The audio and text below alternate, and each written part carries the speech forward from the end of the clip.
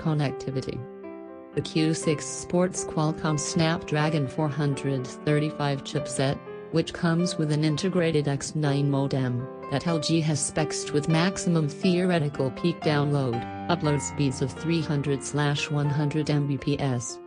Of course, in order to experience anything close to either of those numbers, your network needs to support carrier aggregation in both directions, and you should be in an area with amazing signal, and connected to a cell site that's not overrun with users. Wi-Fi in the Q6 is limited to 802.11b/g/n, and the 5 GHz band is missing.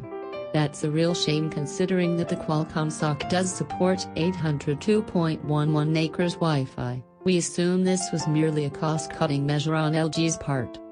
NFC is theoretically on board the Q6, but depending on where you live you may not get it. Thankfully for fans of the tech, an FM radio is available.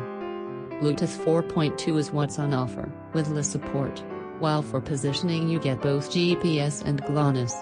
Unfortunately, the Q6 uses a microSD port in a world that's slowly starting to adopt USB Type-C in more and more devices, even outside flagship ranges. At least there's the 3.5mm jack to save face, as it allows you to connect any pair of headphones to the Q6, and its presence is something that needs to be celebrated these days, because a lot of handsets eschew it entirely.